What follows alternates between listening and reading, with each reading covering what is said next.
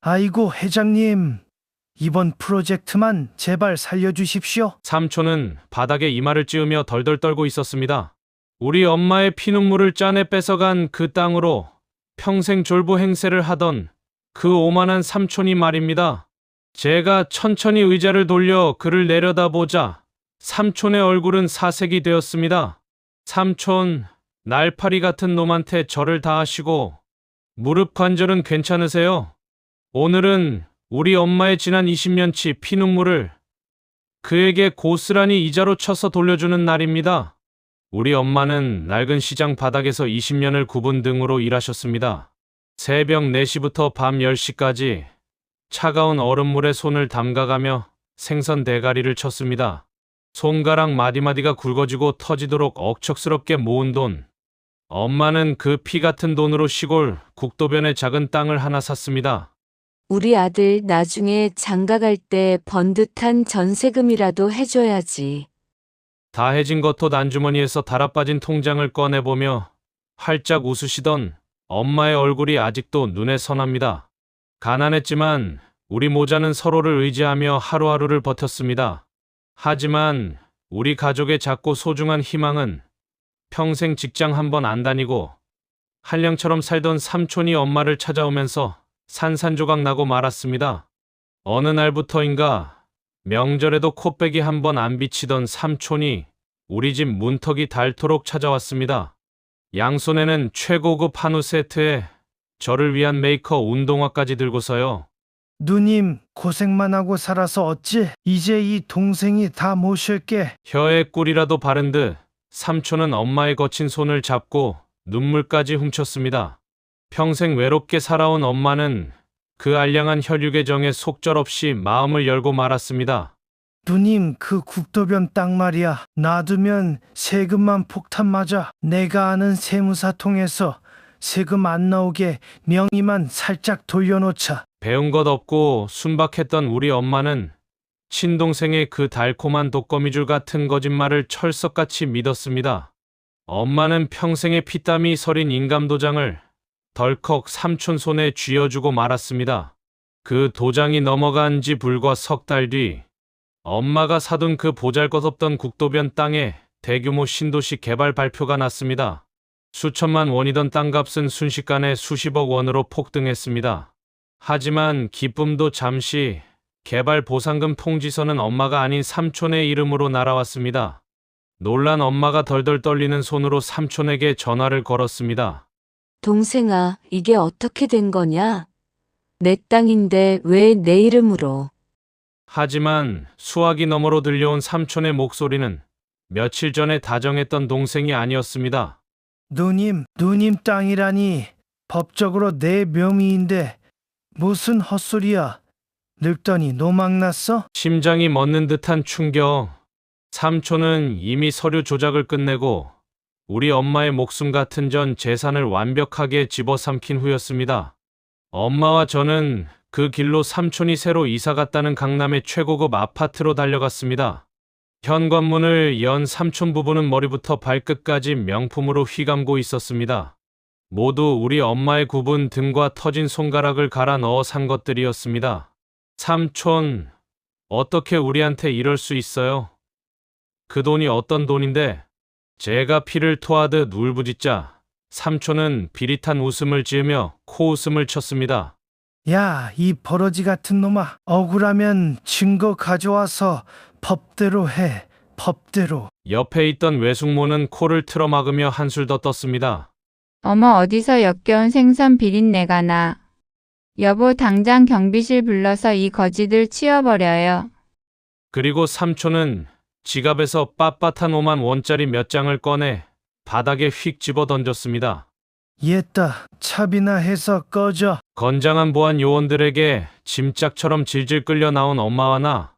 엄마는 굳게 닫힌 아파트 철문 앞에서 가슴을 치며 짐승처럼 통곡하셨습니다. 이 나쁜 놈아. 내 놈이 그러고도 무사할 줄 아느냐? 하늘이 무섭지도 않으냐? 핏발선 눈으로 허공에 대고 울부짖던 엄마는 결국 그 충격을 이기지 못하고 그 자리에 픽 쓰러지셨습니다. 119에 실려간 응급실. 의사는 엄마가 극심한 스트레스로 인한 급성 심근경색이라고 했습니다. 당장 수술비가 필요했지만 삼촌에게 전 재산을 빼앗긴 우리에겐 당장 수술 보증금을 낼 돈조차 없었습니다. 저는 차가운 병원복도 바닥에 엎드려 소리 죽여 오열했습니다. 아무것도 할 수 없는 무능한 제 자신이 너무나도 찢어지게 원망스러웠습니다. 그리고 제 입술을 꽉 깨물며 맹세했습니다. 우리 엄마가 흘린 이 피눈물, 내가 무슨 짓을 해서라도 반드시 그놈들의 뼈와 살을 깎아 갚아주겠다고 말입니다. 엄마는 다행히 목숨은 건지셨지만 건강은 예전 같지 않았습니다. 우리는 보증금조차 없어 햇빛 한 줌 안 드는 습한 반지하 새방으로 쫓겨나듯 들어갔습니다. 비가 오면 곰팡이 냄새가 코를 찌르는 그 캄캄한 방에서 저는 밤낮 없이 일했습니다.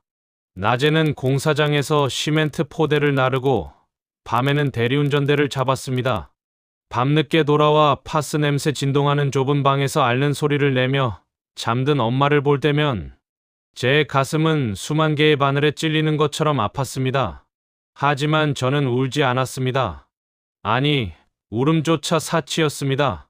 제 안에서는 분노라는 이름의 시뻘건 불덩이가 활활 타오르고 있었습니다. 반드시, 내 목숨을 걸고서라도 반드시 갚아준다. 저는 짐승처럼 입술을 깨물며 악착같이 버티고 또 버텼습니다. 하늘이 제 도끼를 알아본 것일까요? 기회는 가장 밑바닥에서 찾아왔습니다.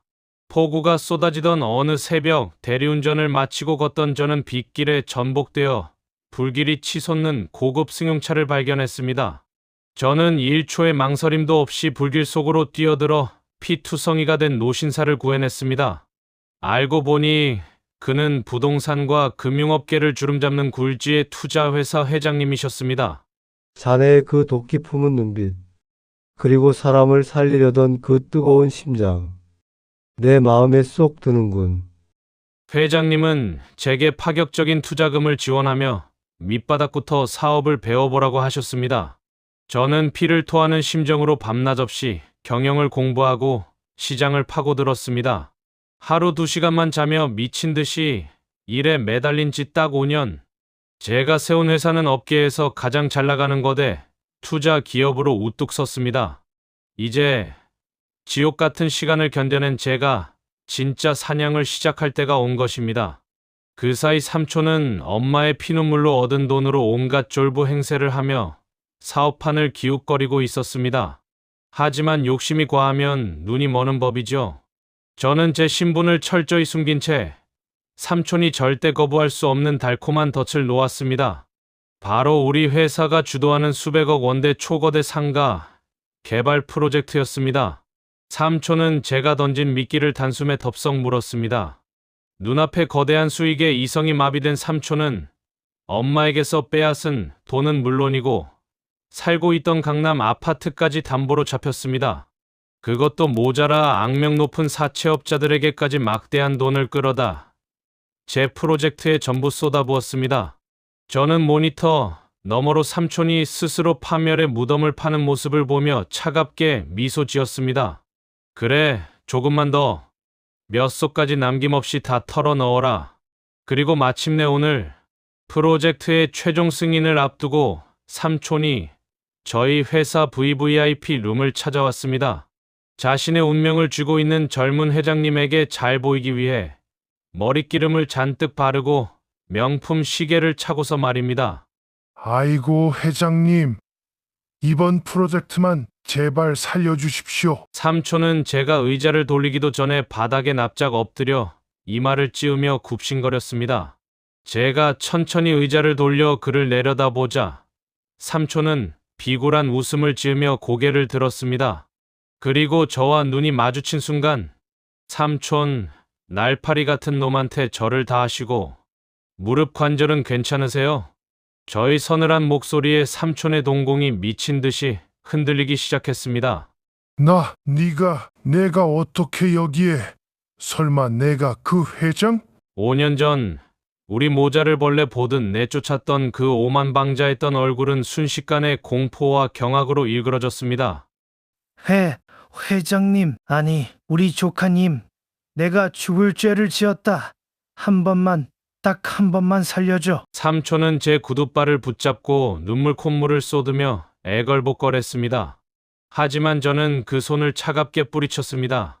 삼촌이 그랬잖아요. 억울하면 법대로 하라고. 기억 안 나세요?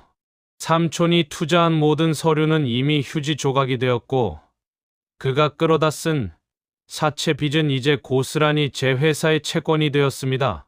삼촌이 살던 그 강남 아파트, 그리고 엄마 피눈물로 산 그 땅까지 오늘부로 전부 제 이름으로, 아니, 우리 엄마의 이름으로 다시 등기를 마쳤습니다. 일주일 뒤 삼촌 가족은 단돈 10,000원 한 장 없이 길거리로 쫓겨났습니다. 제가 예전에 당했던 것처럼 보안 요원들에게 끌려 나와 길바닥에 앉은 삼촌의 몰골은 차마 눈 뜨고 볼 수 없을 만큼 비참했습니다. 외숙모는 제 발치에 엎드려 울었지만 저는 눈길조차 주지 않았습니다. 이제 가서 그 역겨운 생선 비린내 실컷 맡으면서 사세요. 삼촌이 그랬던 것처럼요. 저는 그들을 뒤로하고 새로 단장한 엄마의 집으로 향했습니다. 이제는 이 시장통 생선 비린내 대신 은은한 꽃향기가 가득한 정원이 예쁜 집입니다. 우리 아들 고생 많았다. 이제 다 잊으련다. 내가 내 아들인 게 세상에서 제일 큰 복이다. 정갈하게 옷을 차려입으신 엄마가 제 손을 꼭 잡으며 환하게 웃으셨습니다. 그 웃음을 되찾아드리기 위해 보낸 지옥 같은 5년의 세월이 눈 녹듯 사라지는 기분이었습니다. 사돈어른. 아니, 저기 서 있는 도둑년 놈들 잘 들으세요. 결혼식장 한가운데 제가 마이크를 잡자 수백 명의 하객이 숨을 죽였습니다. 여유롭던 사돈댁 식구들의 얼굴은 순식간에 사색이 되었죠. 내 아들 피 빨아먹고 내 평생 모은 돈으로 산 아파트명에 가로채고 나를 길거리에 내쫓은 당신들의 그 더러운 민낯. 오늘 여기서 하나도 빠짐없이 다 까발려주마. 신부 대기실에서 비명소리가 들렸고 제 아들은 고개를 푹 숙였습니다. 남편을 일찍 떠나보내고 식당 주방일로 손에 물 마를 날 없이 살았습니다. 오직 하나뿐인 아들 녀석 잘 되는 것만 보고 억척스럽게 버텼죠. 아들이 번듯한 대기업에 취직하던 날 세상을 다 가진 것 같았습니다. 그리고 3년 뒤 아들이 참하고 예쁜 아가씨를 데려왔습니다. 사돈댁은 제법 큰 사업을 한다고 했습니다. 어머니, 저희 집안에서 결혼 비용은 다 될 테니 아무 걱정 마세요. 사돈 어른의 그 다정하고 교양 있는 말에 저는 그만 눈물을 쏟고 말았습니다. 내 아들이 참 좋은 집안에 장가가는구나. 그래서 저도 무리를 했습니다. 평생 모은 전세금 3억을 빼서 아들 신혼집 보태라고 건넸습니다. 저는 보증금 1,000만 원짜리 낡은 지하 단칸방으로 이사를 갔지만 마음만은 든든했습니다. 그때는 정말 꿈에도 몰랐습니다. 내 모든 걸 바쳐 건넨 그 돈이 저를 끔찍한 생지옥으로 밀어넣을 썩은 동아줄이라는 것을요. 결혼식이 가까워질수록 이상한 일들이 생기기 시작했습니다. 살가웠던 아들의 연락이 눈에 띄게 줄어들었습니다. 참다 못해 전화를 걸면 늘 며느리가 대신 받았습니다.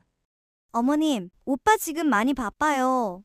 나중에 연락드릴게요. 목소리는 상냥했지만 묘하게 차가운 벽이 느껴졌습니다. 상견례 때 제 손을 잡고 눈물 짓던 사돈댁도 태도가 돌변했습니다. 예단이나 혼수를 상의하려고 전화를 걸면 노골적으로 귀찮은 티를 냈죠. 사돈 어른, 요즘 저희 수준에 맞는 걸로 알아서 다 하고 있어요. 어설프게 간섭하지 마시고 그냥 가만히 계세요. 가슴 한구석이 서늘해졌습니다. 지하 단칸방의 냉기 때문만은 아니었습니다. 무언가 단단히 잘못되어 가고 있다는 불길한 직감이 들었죠. 그러던 어느 날 아들 신혼집 잔금을 치르는 날이었습니다. 제가 피땀 흘려 모은 3억과 아들이 대출받은 돈으로 계약한 아파트. 당연히 아들 내외의 공동 명의일 줄 알았습니다. 그런데 부동산 중개인이 건넨 계약서를 보고 저는 눈앞이 하얘졌습니다. 매수인 칸에 적힌 이름은 제 아들도 며느리도 아니었습니다. 김영숙. 바로 안사돈의 이름이 떡하니 적혀 있었습니다. 심장이 덜컥 내려앉았습니다. 떨리는 손으로 아들에게 전화를 걸었습니다. 하지만 돌아온 건 차갑게 끊어지는 음성사서함 안내뿐이었습니다. 계약서를 꽉 쥐고 곧장 아들의 신혼집으로 달려갔습니다. 숨을 헐떡이며 초인종을 누르자 문이 열렸습니다. 그런데 문을 연 사람은 아들도 며느리도 아닌 안사돈이었습니다. 아니, 사돈 어른이 연락도 없이 여긴 웬일이세요? 그녀의 얼굴엔 상견례 때의 그 고상함은 온데간데 없었습니다. 마치 불청객을 보듯 싸늘한 표정이었죠. 저는 떨리는 손으로 계약서를 들이밀며 따져 물었습니다. 이게 대체 무슨 소립니까? 내 평생 피땀 흘려 모은 돈으로 구한 집인데 어떻게 사돈 이름으로 명의가 되어 있냐고요. 제 외침에 안사돈은 코웃음을 치며 저를 위아래로 훑어보았습니다. 아이고, 사돈. 복도에서 수준 떨어지게 소리 지르지 마세요. 저희 귀한 딸이 빚더미 아파트에서 시작하는 게 불쌍해서 제 이름으로 해뒀어요. 그깟 3억 보태놓고 지금 유세 떠시는 거예요.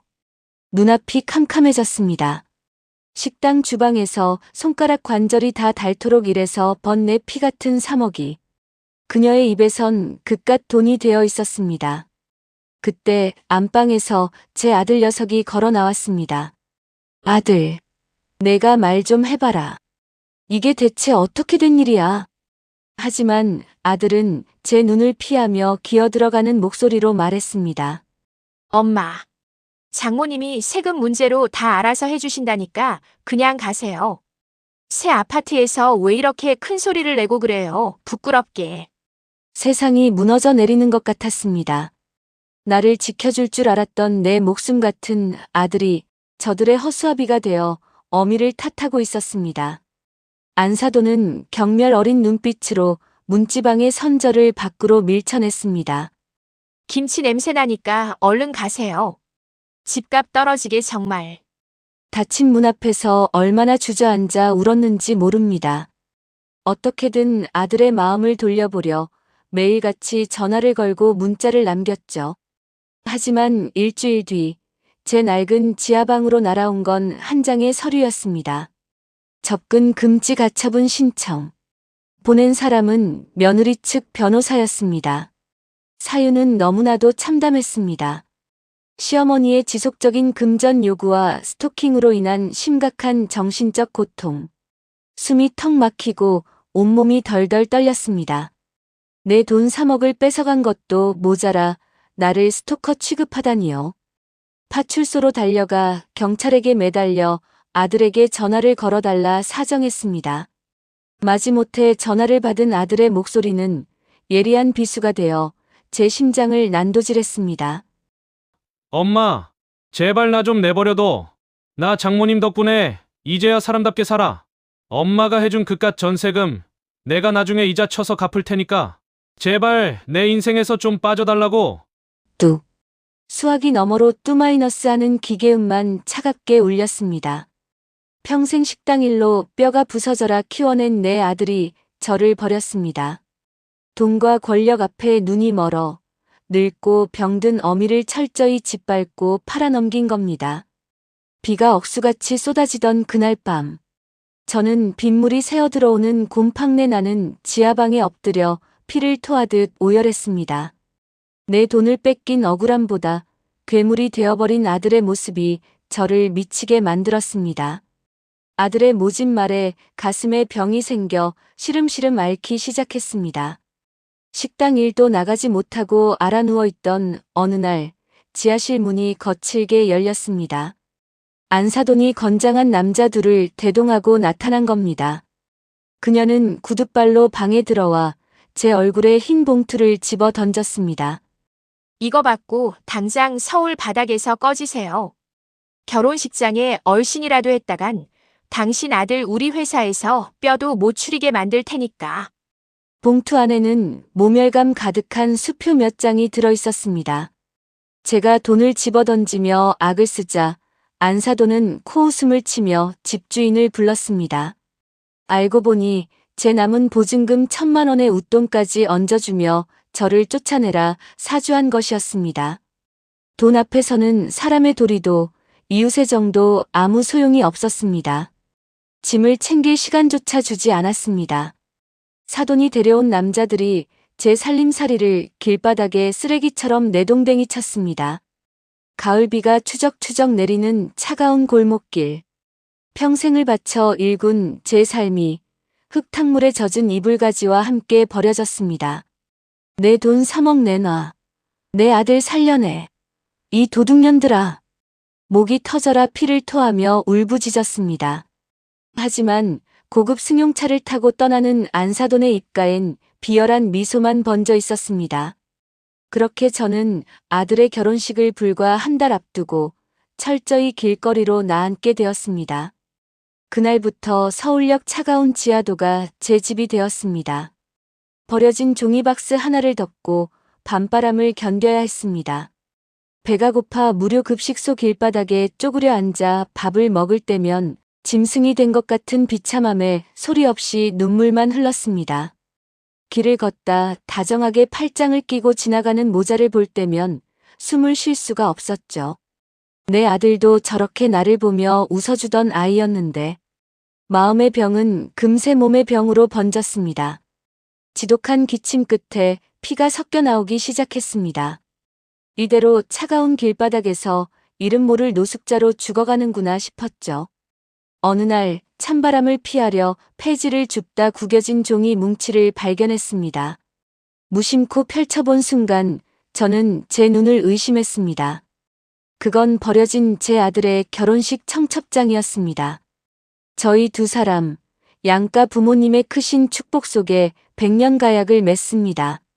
양가 부모님의 축복이라니요. 나를 길거리에 내다버리고서 축복이라니요.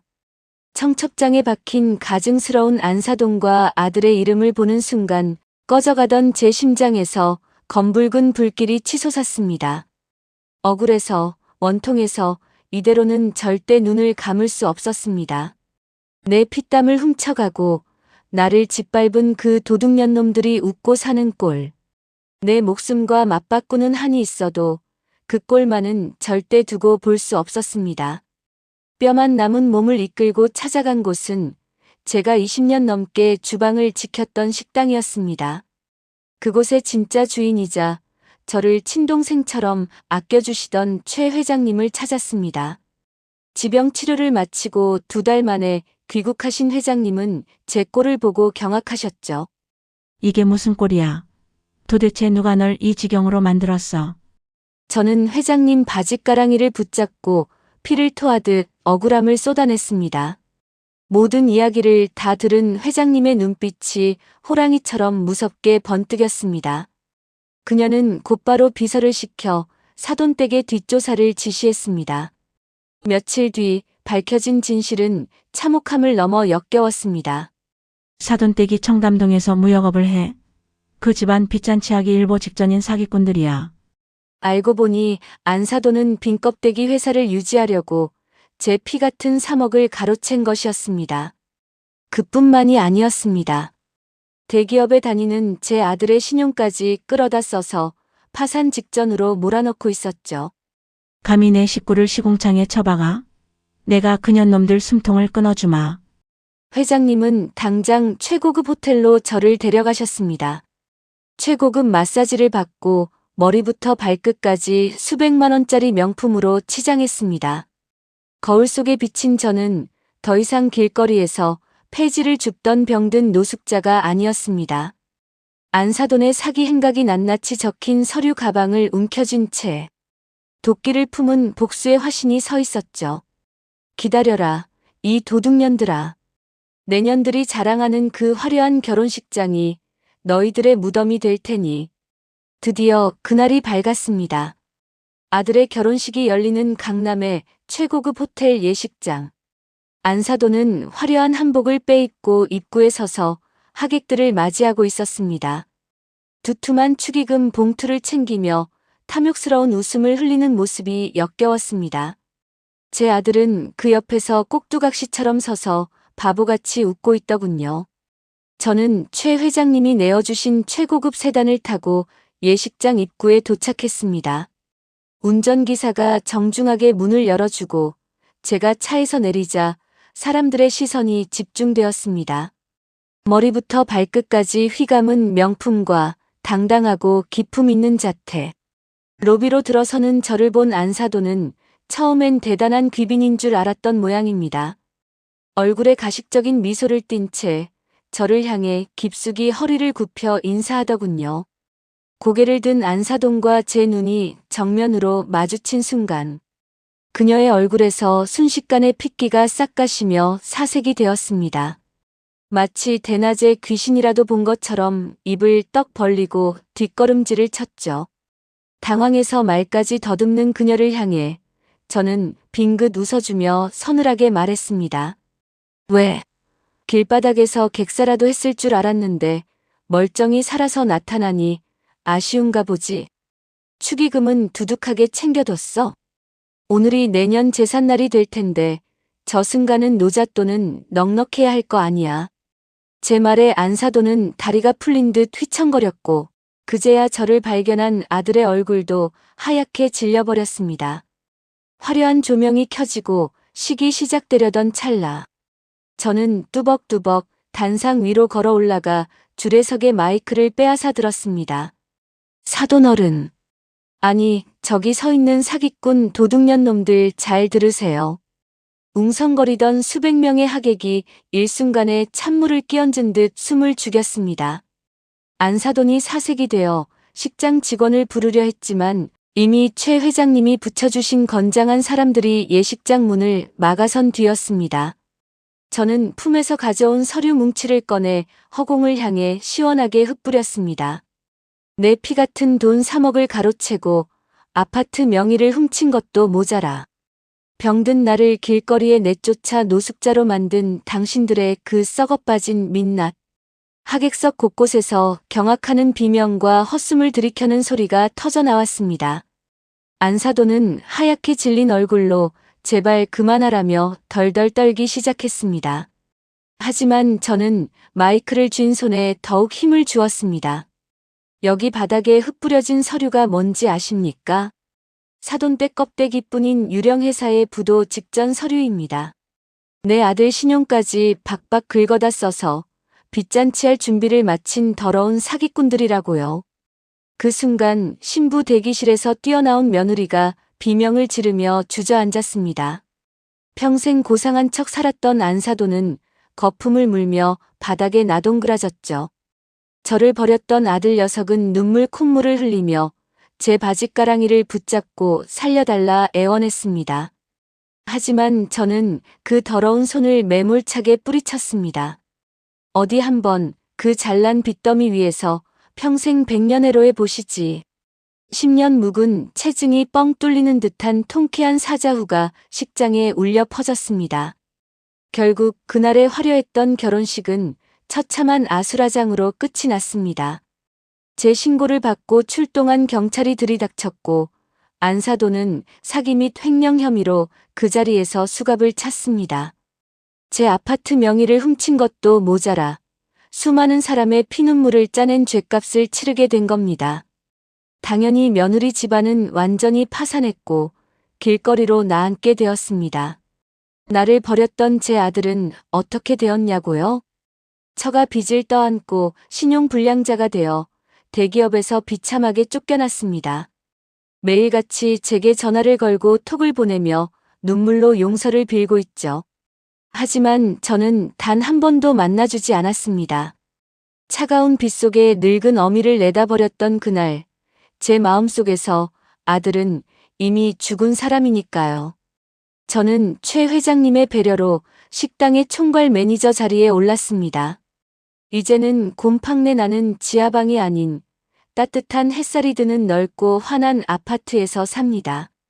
가끔 포근한 소파에 앉아 창밖을 보며 생각합니다.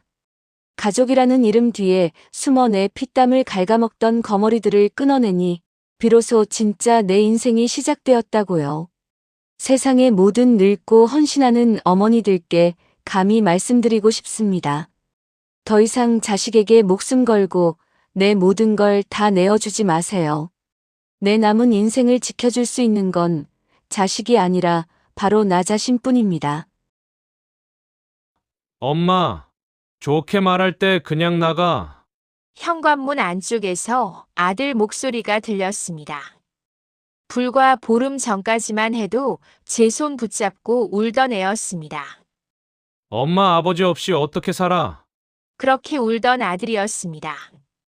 그런데 지금은 제 얼굴도 제대로 보지 않은 채 전자도어락 비밀번호를 바꾸고 있더군요. 삑. 짧은 전자음이 들렸습니다. 제 집 문이 제 앞에서 잠겨버렸습니다. 제 손에 들려있던 장바구니가 바닥으로 툭 떨어졌습니다. 안에 있던 계란이 깨지며 노란 물이 현관 바닥 위로 천천히 번졌습니다. 남편 제사상에 올리려고 사온 거였는데 저는 한동안 깨진 계란만 바라봤습니다. 그때였습니다. 문 안쪽에서 여자 웃음소리가 들렸습니다. 장례식 날 검은 옷 입고 구석에 앉아있던 그 여자였습니다. 오빠 빨리 정리해. 괜히 질질 끌다가 골치 아파져. 오빠. 그 말을 듣는 순간 가슴 안쪽이 서늘하게 식었습니다.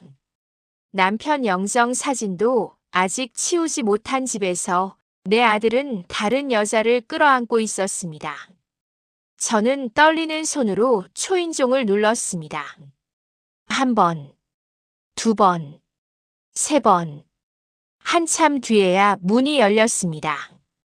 아들은 짜증 섞인 얼굴로 절 내려다봤습니다. 그리고 아주 귀찮다는 듯 말하더군요. 엄마도 이제 혼자 사실 준비하셔야죠. 순간 찬바람이 열린 문틈 사이로 훅 들어왔습니다.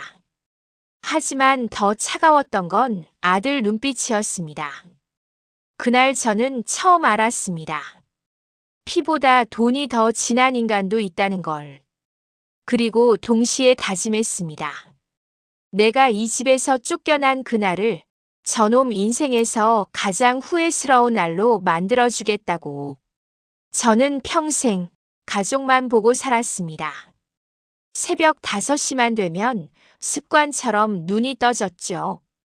그날도 마찬가지였습니다.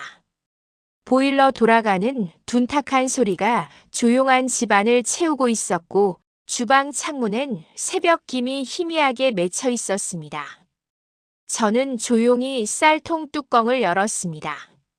쌀 한 바가지를 퍼서 찬물에 씻어내는데 손끝이 얼얼할 만큼 물이 차갑더군요. 그래도 이상하게 마음은 편했습니다. 잠시 뒤면 늘 같은 발소리가 들렸거든요. 터벅, 터벅. 2층 계단 내려오는 남편 발소리였습니다. 또 새벽부터 일어났어. 잠긴 목소리였습니다. 남편은 늘 같은 자리, 식탁 끝 의자에 앉았습니다. 저는 말없이 미역국 냄비 뚜껑을 열었습니다. 뽀얀 김이 식탁 위로 퍼졌습니다. 오늘은 싱겁지 않게 했어요. 남편은 국 한 숟갈을 떠먹더니 작게 웃었습니다. 당신 국은 평생 먹어도 안 질려. 그 한마디가 좋아서 저는 평생 같은 부엌에 서 있었는지도 모릅니다. 벽에는 가족 사진이 걸려 있었습니다. 23쯤 되었던 아들이 환하게 웃고 있었죠. 어릴 때 그 애는 참 순했습니다. 비 오는 날이면 제 우산부터 먼저 챙겼고 제가 손 한 번 데이기라도 하면 약국까지 뛰어가던 아이였습니다. 그래서 저는 단 한 번도 의심하지 않았습니다. 내 노후만큼은 저 아이가 끝까지 지켜줄 거라고요. 아침 8시쯤 아들이 급하게 계단을 내려왔습니다. 엄마, 내 넥타이 못 봤어요? 식탁 위에 놨잖니. 아, 맞다.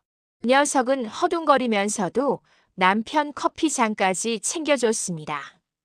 현관문 닫히는 소리를 들으며 저는 웃었습니다. 우리 아들, 그래도 참 착하게 컸죠. 그런데 남편은 신문을 넘기다 말고 절 한번 바라보더군요. 그리고 낮게 말했습니다. 사람 마음은 끝까지 다 봐야 아는 거야. 저는 피식 웃었습니다. 아침부터 무슨 그런 말을 해요. 하지만 그때는 몰랐습니다. 그 말이 제 인생 마지막 경고였다는 걸요. 남편 장례식이 끝난 날 밤이었습니다. 하루 종일 집안을 가득 채우던 사람들 발소리가 모두 사라지고 거실엔 향 냄새만 희미하게 남아 있었습니다. 저는 혼자 식탁 앞에 앉아 있었습니다. 국화꽃 몇 송이가 시들어 바닥에 떨어져 있었고 남편 영정 사진 앞 촛불도 거의 꺼져가고 있었죠. 그런데 이상했습니다. 아들이 계속 휴대폰만 보고 있더군요. 조문객이 다 돌아간 뒤에도 누군가와 계속 메시지를 주고받고 있었습니다. 타닥, 타닥. 휴대폰 자판 두드리는 소리가 유난히 크게 들렸습니다. 애야, 피곤하지 않니? 제가 조심스럽게 묻자 아들은 화들짝 놀라며 화면을 급히 껐습니다. 아니에요. 회사 쪽 정리할 게 좀 있어서요. 하지만 표정이 어딘가 불안해 보였습니다. 녀석은 그날 밤 유난히 남편 서재를 자주 들락거렸습니다. 철컥, 서랍 여는 소리, 무언가 뒤적이는 소리. 저는 물 한 잔을 가지러 나왔다가 걸음을 멈췄습니다. 서재 문이 반쯤 열려 있었거든요.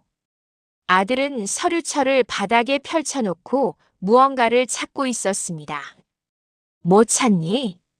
제 목소리에 아들이 흠칫 놀랐습니다. 그리고 웃더군요. 억지로 웃는 얼굴이었습니다. 엄마, 아버지 보험 서류 좀 보려고요. 보험. 그 말을 듣는 순간 이상하게 가슴 한쪽이 서늘해졌습니다.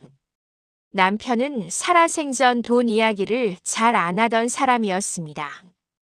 특히 보험이나 회사 서류 같은 건 늘 직접 관리했죠. 그런데 아들은 그날 이후 갑자기 돈 이야기를 하기 시작했습니다. 엄마, 아버지 통장 어디 있는지 알아요? 인감도장은요? 집 명의 서류는 어디 뒀대요? 마치 슬퍼할 틈도 없이 무언가를 급하게 정리하는 사람처럼 보였습니다. 며칠 뒤였습니다.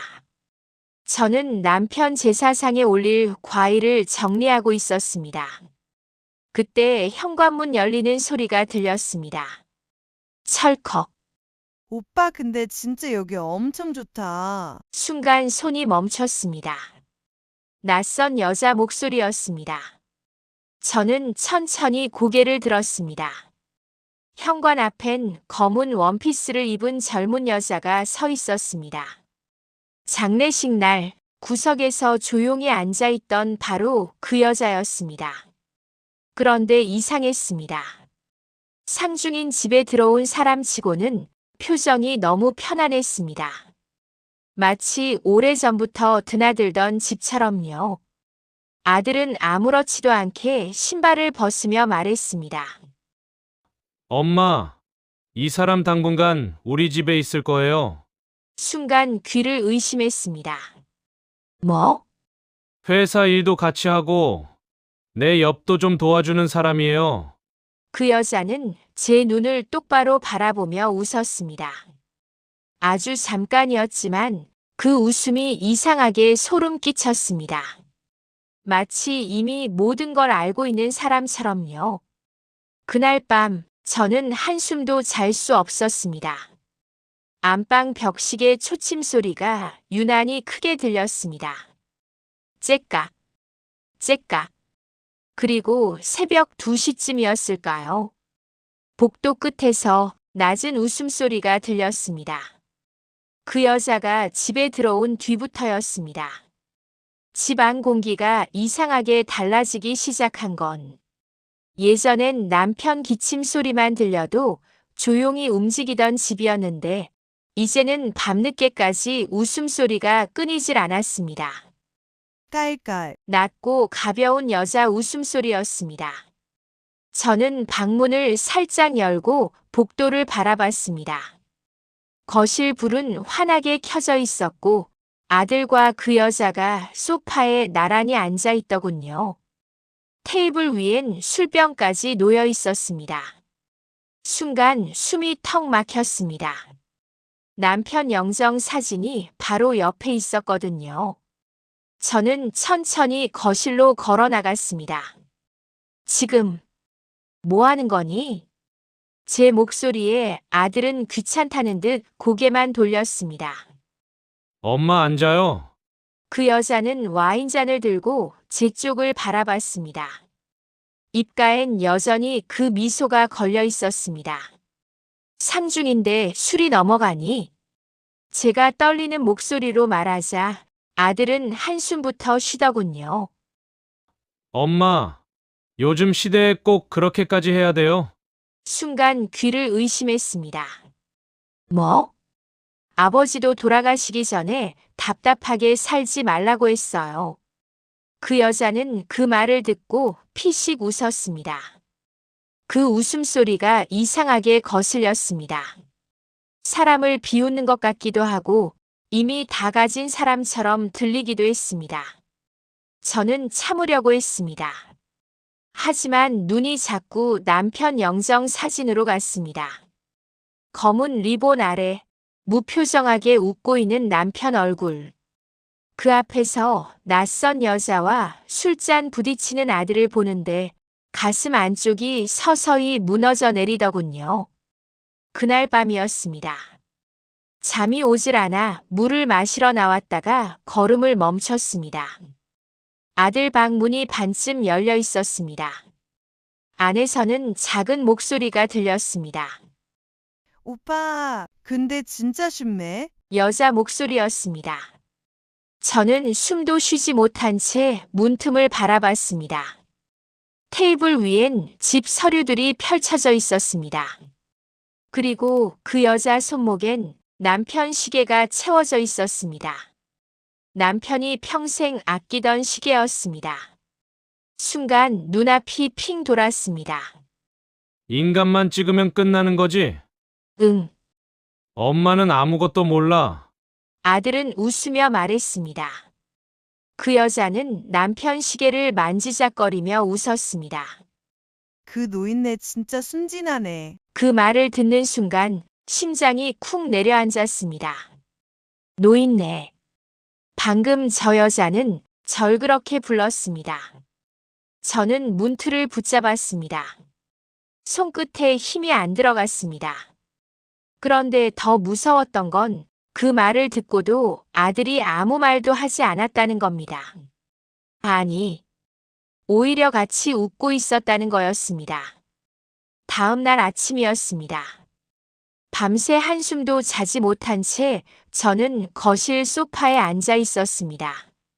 창밖엔 비까지 내리고 있었죠. 톡, 톡. 빗물이 창문을 두드리는 소리가 집안을 가득 채우고 있었습니다. 그런데 아들은 아무 일도 없다는 듯 주방에서 커피를 내리고 있더군요. 그 여자도 제 집 식탁에 앉아 휴대폰을 보고 있었습니다. 마치 오래전부터 이 집 안주인이었던 사람처럼요. 저는 결국 참지 못했습니다. 어젯밤에 하던 이야기 다 들었다. 순간 커피잔 내려놓는 소리가 들렸습니다. 달칵. 아들은 천천히 절 돌아봤습니다. 하지만 놀라는 표정은 아니었습니다. 오히려 귀찮다는 표정에 가까웠죠. 그래서요? 순간 숨이 턱 막혔습니다. 그래서요? 제가 떨리는 목소리로 되묻자 아들은 한숨부터 쉬더군요. 엄마, 이제 현실 좀 보세요. 그 여자는 아무 말 없이 미소만 짓고 있었습니다. 그 표정이 더 사람을 미치게 만들었습니다. 저는 떨리는 손으로 테이블 위 서류를 붙잡았습니다. 집등기 서류였습니다. 그런데 제 이름 옆에 처음 보는 도장이 찍혀 있었습니다. 이게 뭐야? 아들은 태연하게 말했습니다. 아버지가 돌아가시기 전에 미리 정리한 거예요. 거짓말이었습니다. 남편은 그런 사람 아니었습니다. 평생 제 허락 없이 통장 하나도 안 만들던 사람이었으니까요. 거짓말하지 마. 당신 아버지가 이런 걸 왜 해? 순간 아들 표정이 싸늘하게 굳었습니다. 엄마, 목소리 좀 낮춰요. 그 말투가 너무 낯설었습니다. 제가 알던 아들 목소리가 아니었습니다. 엄마도 이제 혼자 사실 준비하셔야죠. 그 여자가 조용히 웃으며 말했습니다. 순간 눈앞이 핑 돌았습니다. 뭐? 오빠도 힘들게 살았잖아요. 이제 두 사람 인생 살아야죠. 두 사람 인생. 그 말을 듣는 순간 가슴 안쪽에서 뭔가 툭 끊어지는 느낌이 들었습니다. 저는 아들 앞으로 다가갔습니다. 너 지금 제정신이니?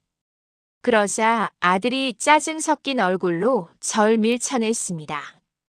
엄마가 자꾸 이러니까 더 피곤해지잖아. 순간 몸이 휘청했습니다. 손에 들고 있던 서류가 바닥에 흩어졌습니다. 그리고 그 위로 빗물에 젖은 제 발자국이 선명하게 번졌습니다. 저는 바닥에 주저앉은 채 아들을 올려다봤습니다. 내가 너 어떻게 키웠는데? 하지만 아들은 눈 하나 피하지 않았습니다. 오히려 차갑게 내려다보며 말하더군요. 엄마, 요양원 가기 싫으면 그냥 조용히 나가. 순간 숨이 멎는 줄 알았습니다. 요양원. 방금 저 아이는 절 짐짝처럼 내보내려 하고 있었습니다. 그 여자는 뒤에서 조용히 웃고 있었습니다. 남편 영정 사진 바로 앞에서요. 결국 그날 오후였습니다. 아들은 제 짐을 검은 여행 가방 하나에 대충 밀어 넣더군요. 옷 몇 벌, 약봉투, 남편 영정 사진 작은 액자 하나. 30년 살던 집에서 끌려나가는데 제 인생이 고작 가방 하나로 끝나는 기분이었습니다. 잠깐만. 저 액자는 두고 가면 안 되니? 제가 떨리는 손으로 남편 사진을 감싸 앉아 아들은 짜증 섞인 목소리로 말했습니다. 엄마, 제발 좀 사람 피곤하게 하지 마. 순간 입이 다물어지지 않았습니다. 사람 피곤하게 한다니. 평생 저 아이 밥 해주고 학원비 벌려고 새벽 시장까지 다녔던 제가 이제는 귀찮은 짐짝이 되어 있었습니다. 밖에는 비까지 쏟아지고 있었습니다. 쏴! 굵은 빗줄기가 대문 앞 바닥을 세차게 때리고 있었죠. 아들은 현관문을 활짝 열었습니다. 엄마, 나도 좋게 가고 싶어. 좋게. 그 말을 듣는 순간 헛웃음이 나왔습니다. 어미를 빗속으로 내쫓으면서 좋게 가고 싶다니요. 그 여자는 제 우산까지 슬쩍 자기 쪽으로 끌고 갔습니다. 그리고 조용히 말하더군요. 비 오는데 빨리 나가셔야죠. 저는 한동안 그 여자를 바라봤습니다. 남편 장례식 날 검은 옷 입고 구석에 앉아있던 여자. 그때는 설마 했습니다. 저 여자가 내 인생을 통째로 무너뜨릴 줄은요. 툭. 결국 제 여행 가방이 빗물 위로 내던져졌습니다. 지퍼 틈 사이로 옷가지가 젖기 시작했습니다. 저는 대문 앞에 멍하니 서 있었습니다. 그런데 그 순간 전자도어락 소리가 들렸습니다. 삑. 철컥. 아들이 비밀번호를 바꿔버린 겁니다. 순간 다리가 힘없이 풀렸습니다. 저는 그대로 젖은 바닥에 주저앉았습니다. 차가운 빗물이 어깨를 타고 흘러내렸습니다. 지나가던 동네 사람이 저를 힐끗 바라봤습니다. 저는 급하게 고개를 숙였습니다. 창피했습니다. 비참했습니다. 하지만 더 견딜 수 없었던 건 문 안쪽에서 들려오는 웃음소리였습니다. 깔깔. 낮고 가벼운 웃음. 그 여자가 웃고 있었습니다. 그리고 그 웃음소리 사이로 아들 목소리도 들렸습니다. 같이 웃고 있더군요. 저는 젖은 바닥을 짚고 천천히 고개를 들었습니다. 비에 번진 창문 너머로 따뜻한 거실 불빛이 보였습니다. 30년 동안 제 손으로 닦고 꾸미고 지켜온 집이었습니다. 아들이 첫걸음 떼던 마당도 남편이 퇴근 후 웃으며 들어오던 현관도 전부 저 안에 있었습니다. 그런데 이제 저는 그 집 밖에 버려져 있었습니다. 그 순간이었습니다. 가슴 한쪽에서 뭔가 조용히 식어버린 게 슬픔이 아니었습니다. 눈물도 아니었습니다. 분명한 분노였습니다. 저는 젖은 머리카락을 쓸어넘기며 대문을 올려다봤습니다. 그리고 처음으로 다짐했습니다. 저 인간들이 가장 행복하다고 믿는 순간 반드시 내가 직접 무너뜨려 주겠다고. 갈 곳이 없어진 저는 결국 변두리 고시원으로 들어갔습니다. 간판 불빛도 반쯤 나간 오래된 건물이었습니다. 계단에는 눅눅한 냄새가 가득했고 복도 벽지는 여기저기 뜯겨 있더군요. 여기요. 302로 쓰시면 돼요. 주인 아주머니는 무심하게 열쇠 하나를 건네줬습니다. 문을 열자 차가운 공기가 얼굴로 훅 밀려왔습니다. 방은 생각보다 더 좁았습니다. 창문 하나 없는 방. 벽 한쪽엔 곰팡이 자국이 퍼져 있었고 작은 형광등은 희미하게 깜빡거리고 있었습니다. 저는 한동안 문 앞에 서 있었습니다. 불과 며칠 전까지만 해도 넓은 집에서 살던 사람이 이제는 몸 하나 겨우 눕는 방에 들어와 있었으니까요. 철퍼덕. 결국 바닥에 주저앉았습니다. 젖은 옷에서는 아직도 비냄새가 났습니다. 저는 떨리는 손으로 남편 영정사진 작은 액자를 꺼냈습니다. 그리고 조용히 벽에 기대 세워뒀습니다. 여보, 나 이제 어떡해요? 목소리가 자꾸 떨렸습니다. 하지만 이상하게 눈물은 안 나오더군요. 아마 너무 큰 충격을 받으면 사람 눈물도 멈추는 모양이었습니다. 그날 밤 저는 라면 하나도 제대로 먹지 못했습니다. 뜨거운 물을 부어놓고도 한참 동안 멍하니 바라만 봤습니다. 그러다 문득 남편이 예전에 했던 말이 떠올랐습니다. 여보, 혹시라도 나한테 무슨 일 생기면 서재 및 서랍 한번 꼭 열어봐. 그땐 웃어넘겼습니다. 남편이 괜히 또 이상한 농담하는 줄 알았거든요. 하지만 지금 생각해보니 이상했습니다. 남편은 평생 쓸데없는 말을 하는 사람이 아니었습니다. 특히 마지막 몇 달 동안은 자꾸 무언가 숨기는 사람처럼 행동했죠. 가끔 혼자 서재에 문 잠그고 들어가 있었고 아들이 들어오면 표정이 굳곤 했습니다. 저는 천천히 고개를 들었습니다. 그리고 처음으로 생각했습니다. 혹시 남편이 이미 알고 있었던 건 아닐까? 아들이 변하고 있다는 걸. 다음 날부터 저는 식당 설거지 일을 나가기 시작했습니다. 뜨거운 물에 손등이 벌겋게 부어올랐고 세제를 오래 만져 손끝이 갈라졌습니다. 하지만 멈출 수 없었습니다. 살아야 했으니까요. 그리고 무엇보다 그 집을 그냥 빼앗긴 채 끝낼 수는 없었습니다. 그날 저녁 식당 문 닫을 시간이었을까요? 한 중년 남자가 절 가만히 바라보더군요. 혹시 사모님 아니십니까? 저는 설거지 장갑 낀 손을 멈췄습니다. 남편 회사에서 오래 일하던 부장이었습니다. 남자는 제 초라한 모습을 한참 바라보다가 주변 눈치를 살피며 낮게 말했습니다. 사모님, 드릴 말씀이 있습니다. 순간 가슴이 서늘해졌습니다. 남자 표정이 심상치 않았거든요. 다음 날 저녁이었습니다. 식당 일이 끝난 뒤 저는 남편 회사 부장이 알려준 작은 카페로 향했습니다. 오래된 시장 골목 안쪽에 있는 허름한 곳이었습니다. 문을 열자 작은 종소리가 들렸습니다. 딸랑. 부장은 이미 안쪽 자리에 앉아 있더군요. 그런데 얼굴이 무척 어두워 보였습니다. 사모님, 정말 죄송합니다. 앉자마자 고개부터 숙였습니다. 저는 천천히 물컵을 내려놨습니다. 무슨 이야기 하시려고요? 부장은 주변을 한번 살피더니 낡은 서류 봉투 하나를 꺼냈습니다. 두툼한 갈색 봉투였습니다. 봉투 겉면엔 남편 글씨가 적혀 있었습니다. 여보에게 순간 손끝이 떨렸습니다.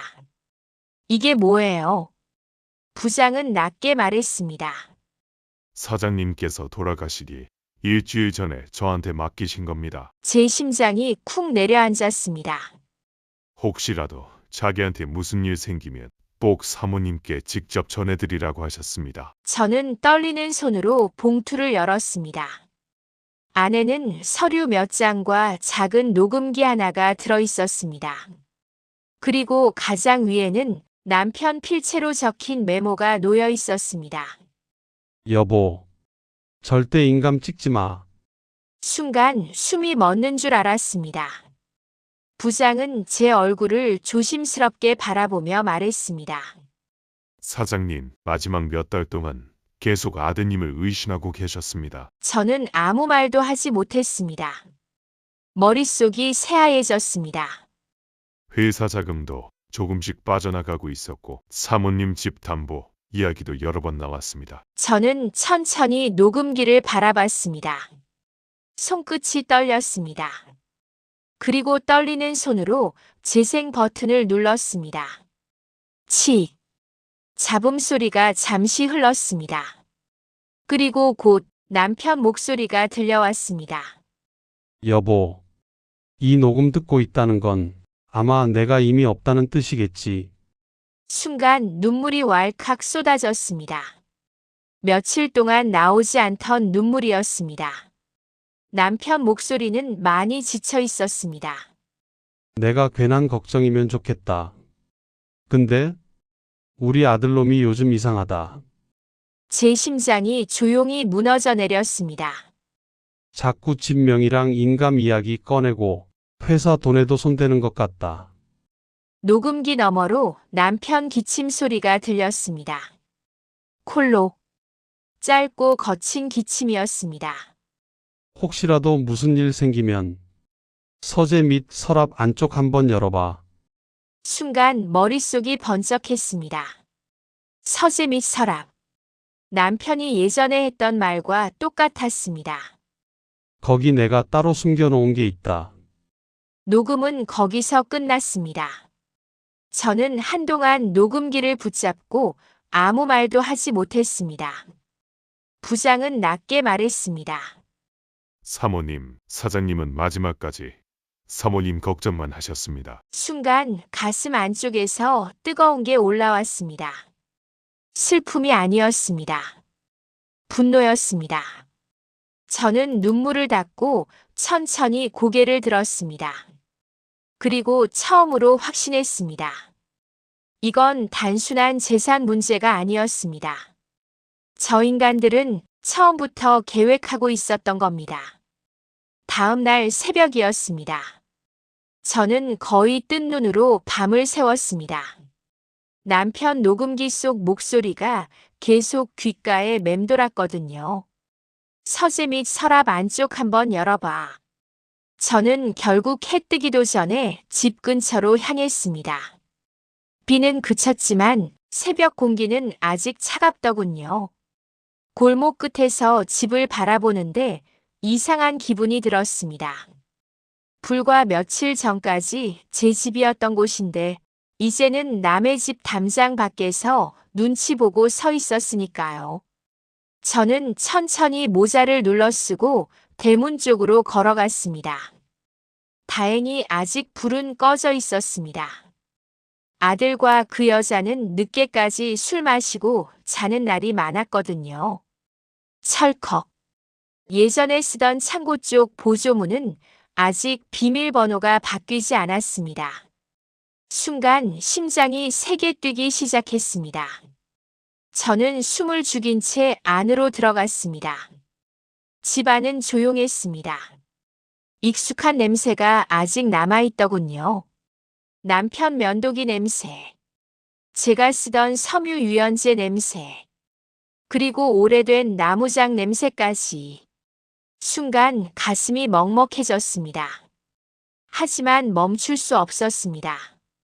저는 곧장 서재로 향했습니다. 문을 열자 희미한 먼지 냄새가 올라왔습니다. 책상 위엔 아직 남편 안경이 그대로 놓여 있었습니다. 저는 떨리는 손으로 책상 아래 서랍을 열었습니다. 철컥. 겉으로 보기엔 평범한 나무 서랍이었습니다. 하지만 남편 말이 떠올랐습니다.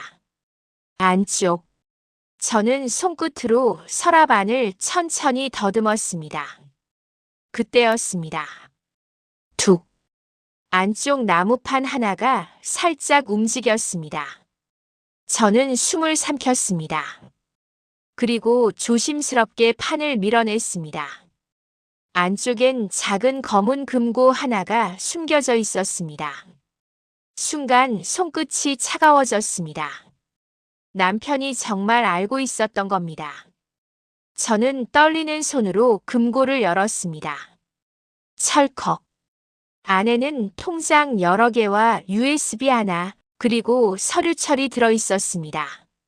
맨 위 서류를 펼치는 순간 저는 그대로 굳어버렸습니다. 부동산 신탁 계약서. 그리고 그 아래 적혀 있던 이름. 제 이름이었습니다. 순간 머릿속이 하얘졌습니다. 진명이는 이미 몇 년 전부터 제 앞으로 보호 신탁이 걸려 있었던 겁니다. 아들도 그 여자도 마음대로 처분할 수 없는 구조였습니다. 남편은 이미 대비하고 있었던 겁니다. 저는 떨리는 손으로 다음 서류를 넘겼습니다.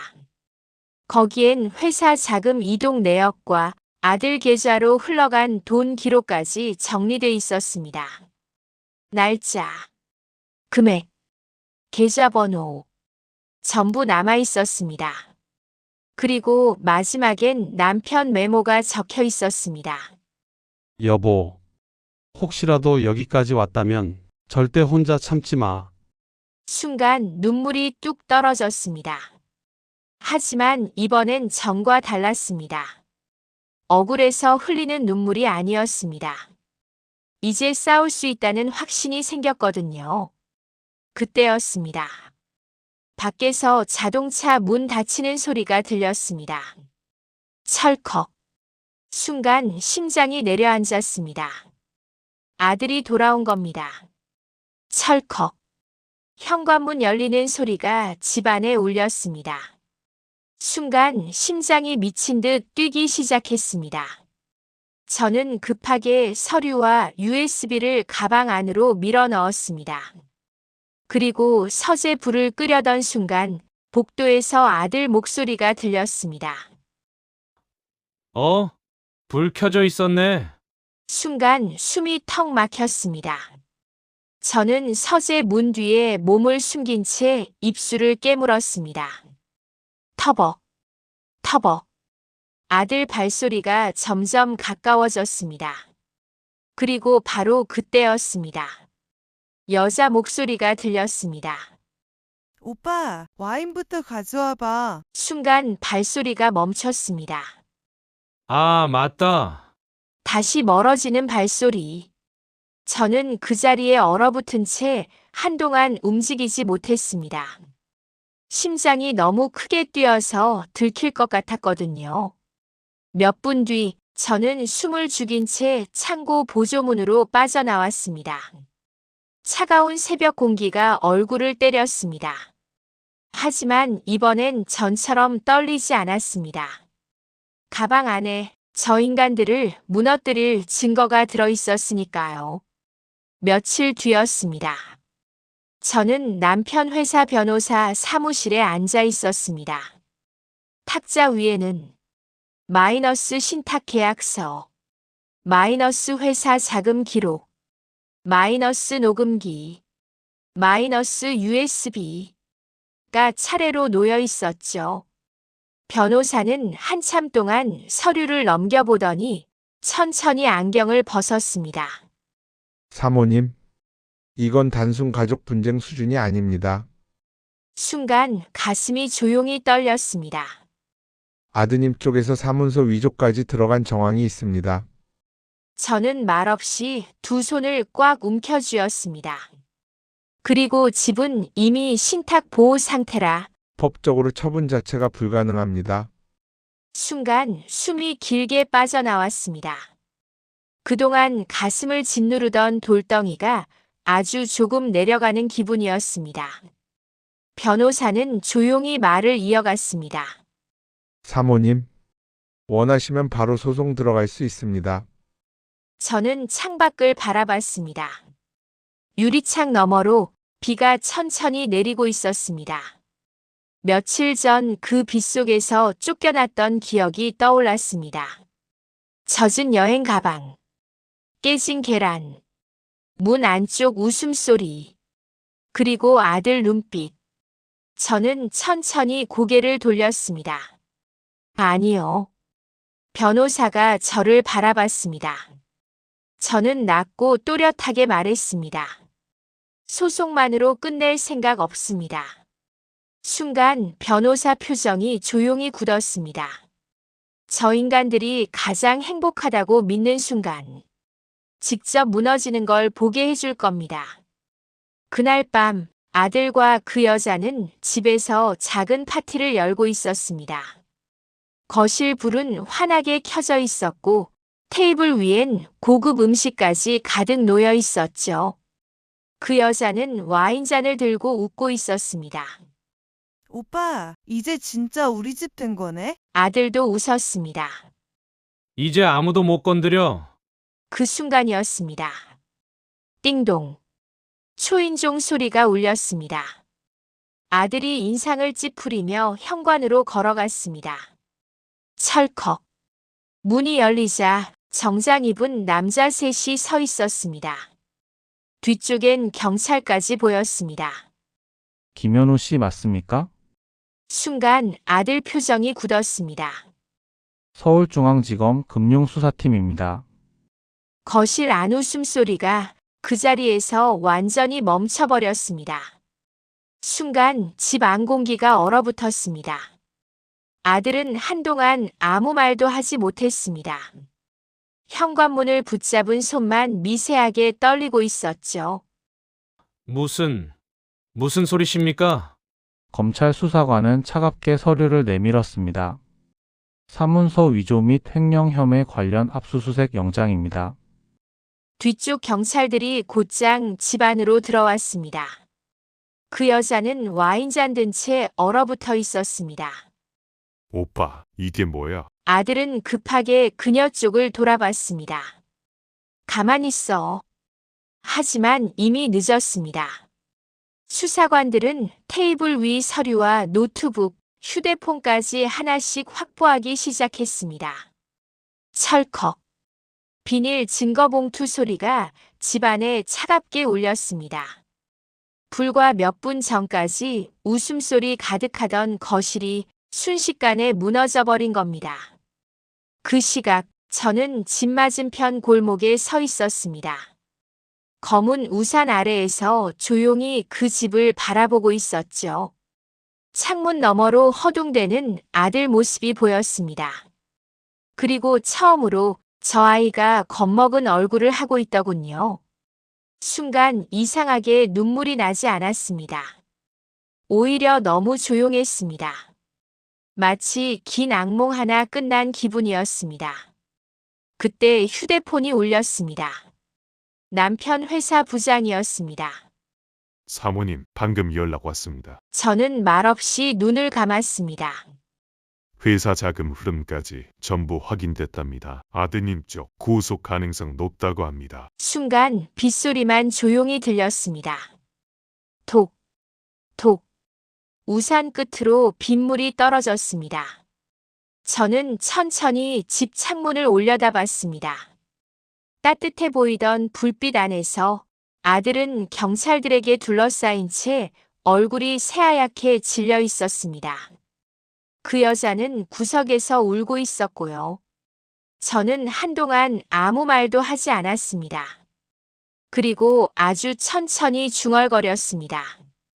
여보, 이제 끝난 것 같아요. 순간 남편 웃는 얼굴이 떠올랐습니다. 새벽마다 미역국 먹으며 웃던 얼굴. 당신 국은 평생 먹어도 안 질려. 그 말이 귓가에 다시 들리는 것 같았습니다. 저는 젖은 눈가를 손등으로 닦았습니다. 그리고 천천히 등을 돌렸습니다. 그때였습니다. 뒤에서 누군가 다급하게 절 불렀습니다. 엄마, 아들 목소리였습니다. 저는 걸음을 멈췄습니다. 하지만 돌아보진 않았습니다. 엄마, 엄마 잠깐만. 숨 넘어가는 목소리였습니다. 저는 우산 손잡이를 더 꽉 움켜쥐었습니다. 엄마, 제가 잘못했어요. 순간 가슴 한쪽이 아주 잠깐 흔들렸습니다. 하지만 바로 떠올랐습니다. 비 오는 날 저를 짐짝처럼 내쫓던 그 눈빛이, 그리고 문 안쪽에서 들리던 웃음소리까지. 저는 끝내 돌아보지 않았습니다. 대신 아주 조용히 말했습니다. 사람 마음은 끝까지 다 봐야 아는 거라고 했지. 그건 남편이 마지막으로 남긴 말이었습니다. 뒤쪽에서 흐느끼는 소리가 들렸습니다. 하지만 저는 천천히 골목 끝으로 걸어갔습니다. 이상하게 발걸음이 가벼웠습니다. 비는 아직 내리고 있었지만 처음 쫓겨나던 날처럼 춥지는 않았습니다. 왜냐하면 이제 저는 다시 제 인생을 되찾고 있었으니까요. 세상에서 가장 무서운 배신은 가장 믿었던 가족에게서 시작된다고 합니다. 오늘 이야기들 어떠셨나요? 마음에 드셨다면 구독과 좋아요로 함께 해주세요. 당신의 응원 한 번이 또 다른 이야기를 이어갈 힘이 됩니다. 그럼 다음 이야기에서 다시 뵙겠습니다.